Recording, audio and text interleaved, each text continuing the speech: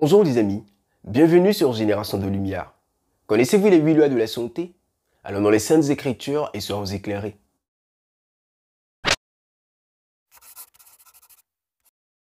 Après que Satan a été chassé du ciel, Dieu entama le projet de création de la terre.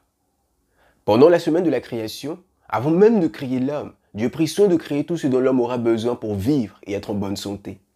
Dans 3 Jean le chapitre 1, le verset 2, il est écrit: Bien-aimé, je souhaite que tu prospères à tous égards et sois en bonne santé, comme prospère l'état de ton âme.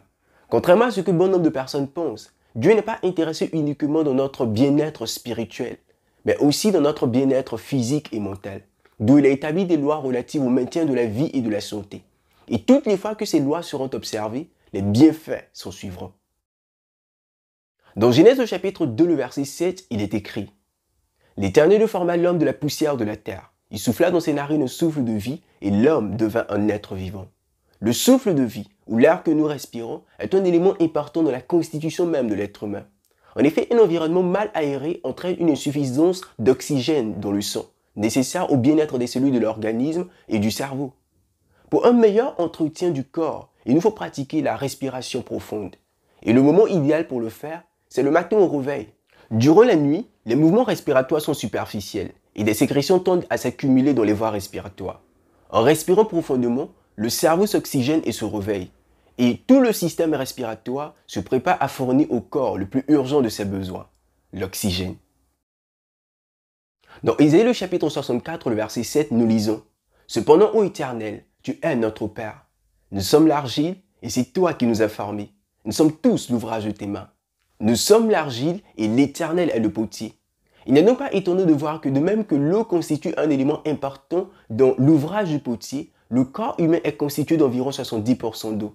Elle apporte au corps les nutriments nécessaires dont elle a besoin pour son bon fonctionnement, contribue aussi à l'élimination des déchets et des toxines et favorise l'homéostasie.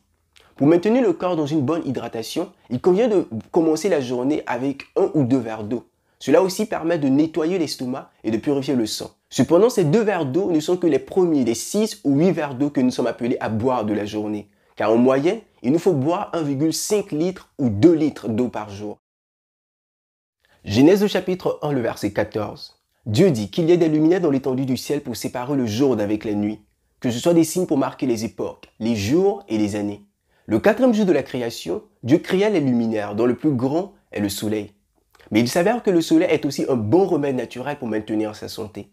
En effet, s'exposer au soleil pendant une certaine période de la journée permet de mieux synthétiser la vitamine D, qui est nécessaire à l'absorption du calcium et aussi à la solidité des os. Non seulement cela, elle stimule la production sanguine, lutte contre la dépression et contribue à réduire les maladies cardiovasculaires en diminuant la pression artérielle. Bon nombre des maladies que nous contractons ces dernières années sont principalement liées à ce dont nous mangeons et buvons. Dieu est celui-là qui a créé l'homme et il sait pour le mieux ce dont l'homme a besoin de se nourrir pour maintenir sa santé en bon état.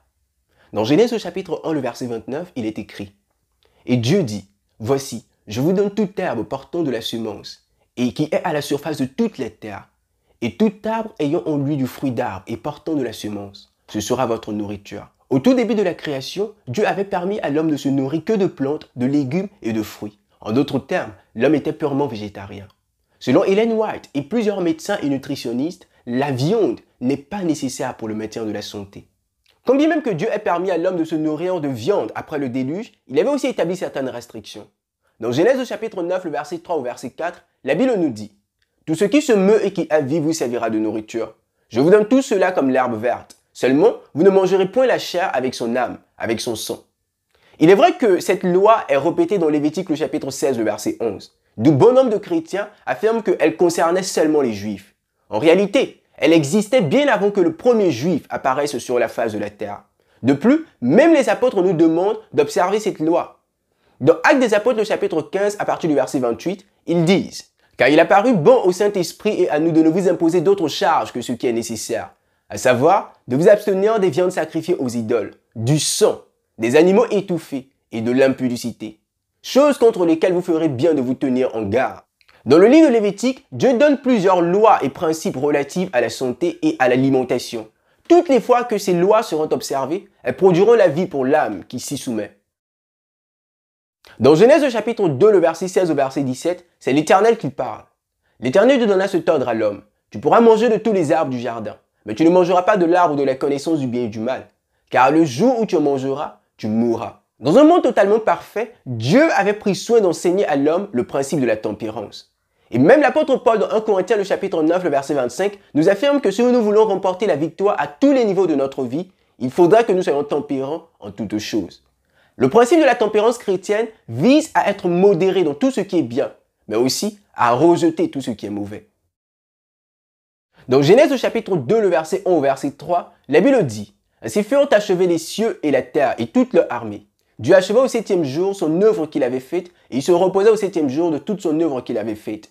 Dieu bénit le 7e jour et le sanctifia, parce qu'en ce jour, il se reposa de toute son œuvre qu'il avait créée en la faisant. » Il y a deux choses qui devraient attirer notre attention.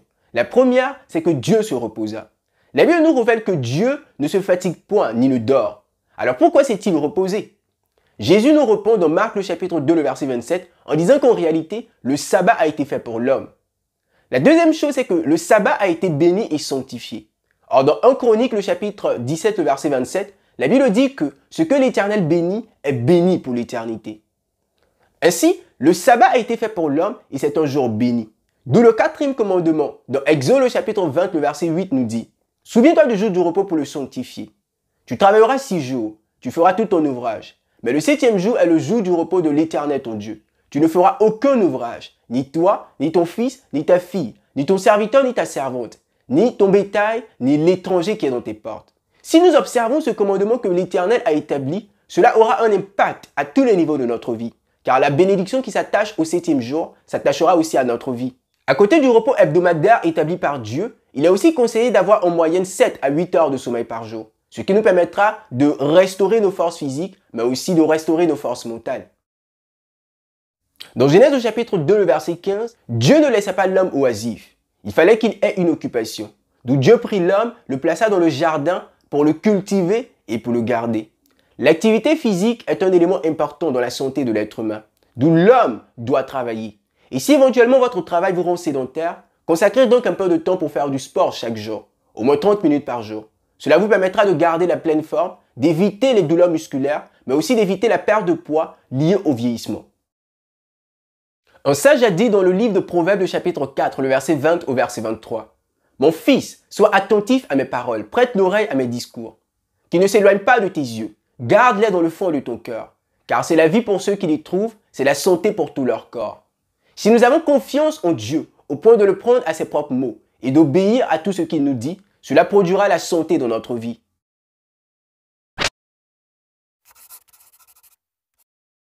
Hey les amis, c'est Priva de Génération de Lumière. Ceci est le 4e épisode de notre série L'Histoire de la Rédemption. Bonne journée et n'oubliez pas de briller par les paroles de vos bouches et par les actions de vos mains.